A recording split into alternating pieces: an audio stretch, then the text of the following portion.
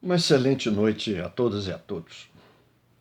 Nós estamos, durante esses meses, que fomos surpreendidos por algo que nos determinou fazer uma revisão em todos os nossos valores, em toda a nossa vida. É claro que isso aconteceu. Com a tal da pandemia, não fazendo aqui uma análise de quantas outras situações que a vida tem nos convidado para fazer essas reflexões, o que tem acontecido é que, dessa vez, o chamamento está diferenciado. Ele assustou e muitos, nas suas preocupações com a vida, né, com seu bem-estar, com a sua saúde, teve receio. E esse receio trouxe o chamado isolamento, feito por muitos. Por outros, nem tanto, o nível de descompromisso com a vida é tão intenso e o desrespeito com o próximo, na mesma proporção, que estão aí fazendo situações ou vivenciando coisas extremamente desagradáveis e desrespeitosas com as pessoas. Agora, muitos de nós que temos alguma vinculação com o chamado ambiente doutrinário religioso, isso para nós foi de extrema importância para a gente fazer uma viagem à história, né?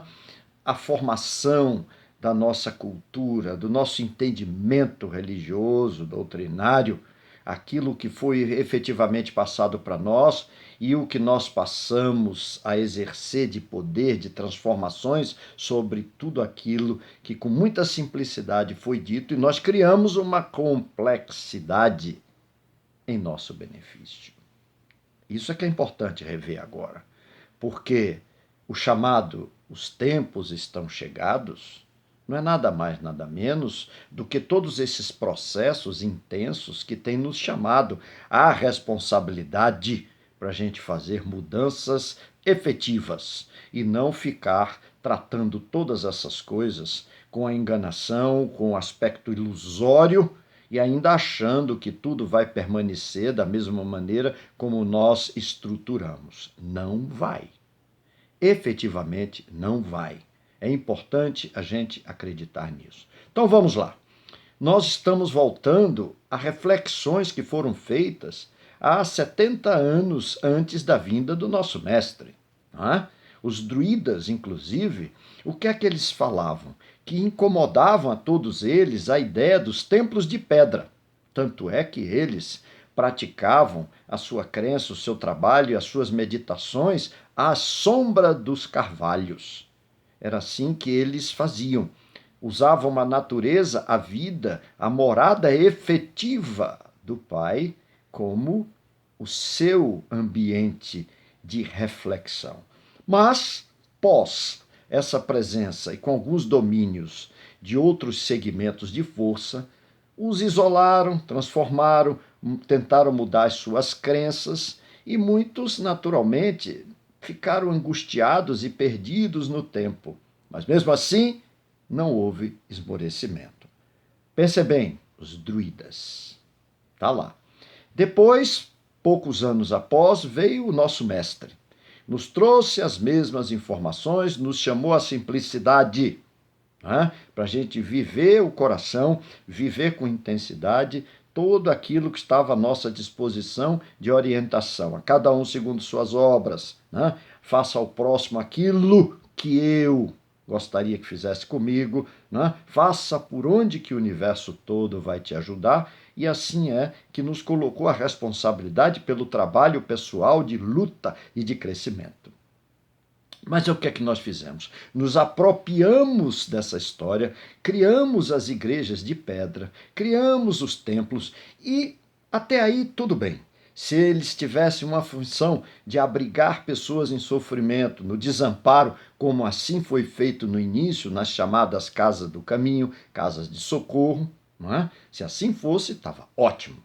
Mas nós distorcemos, criamos todo um aparato de poder, um aparato de dinheiro, um aparato de todo tipo de situação totalmente distante, desconexa com a orientação do nosso mestre, que falou de simplicidade, que se dirigiu a templos e chamou de vendilhões, que derrubou barracas de vendas de negócios, e assim mesmo nós construímos as vendas de indulgência, nós construímos a venda de penitências, nós criamos favores com recursos para fazer com que pessoas fossem perdoadas daquilo que não existe a possibilidade de você fazer materialmente, mas sim com as transformações pessoais, a sua vontade e o seu desejo de realmente se ajustar à lei do universo, que é a lei de amor, de fraternidade, de respeito.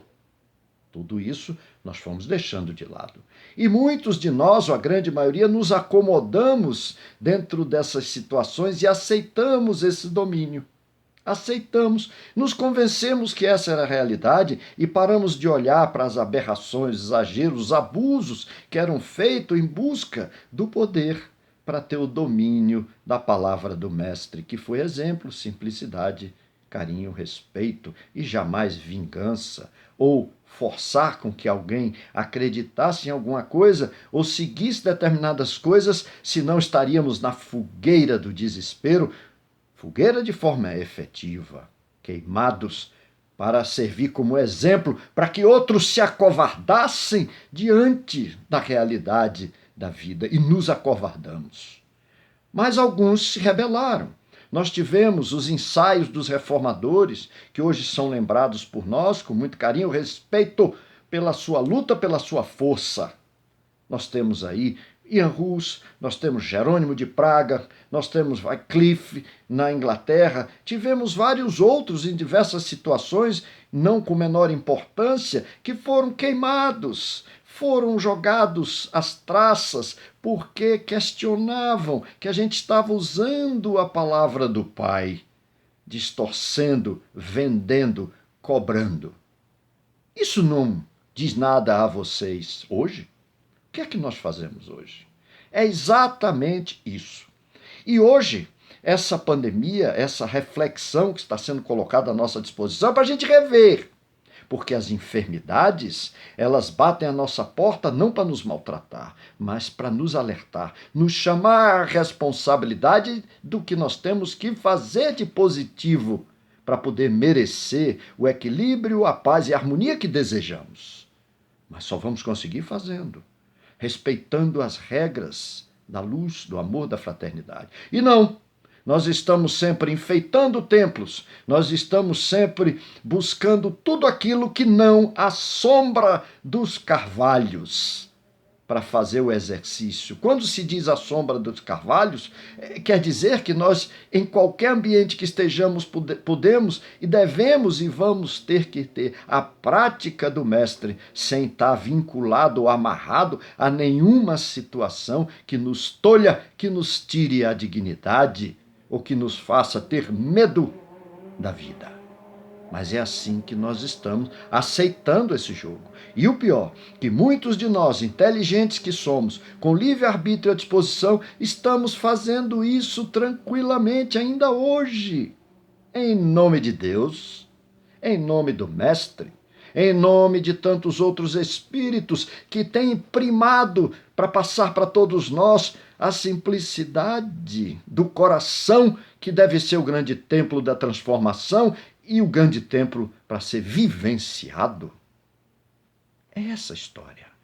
Temos agora, como diz na vida comum, a faca e o queijo na mão.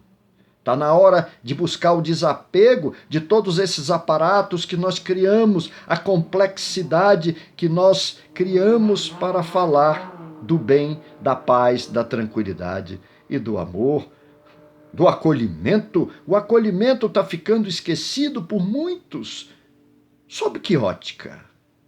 Sob que ótica? Estamos cobrando das pessoas conhecimentos profundos sobre coisas que não têm tanta importância, porque a que tem importância é a que fala o coração e não aquilo que está dito para que a gente cumpra regras e determinações que não vão nos levar absolutamente nada, pelo contrário, vão arder na nossa consciência, porque nós sabemos que estamos fazendo aquilo que não está determinado para que seja feito em nome de Deus.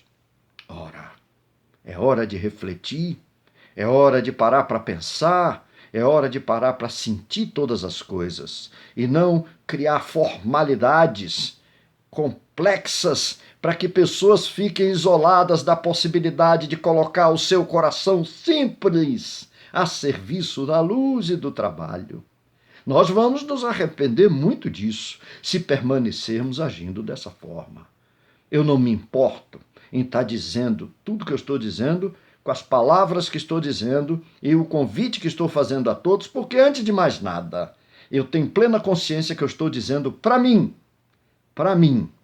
Não estou passando recado, estou dando recado para mim.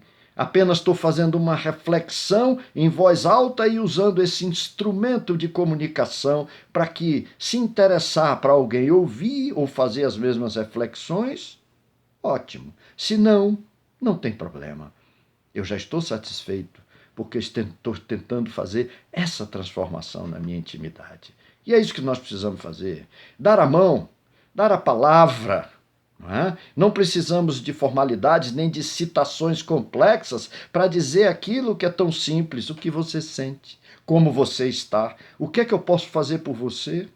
Não desanime, não tente sair da vida, não jogue fora a oportunidade que você está recebendo. É isso tudo e únicas coisas que nós precisamos ter na fala para dizer às pessoas que nos procuram, que nos buscam. E hoje estão nos buscando muito mais, porque estão nos buscando no dia a dia, independente da hora, independente do local determinado.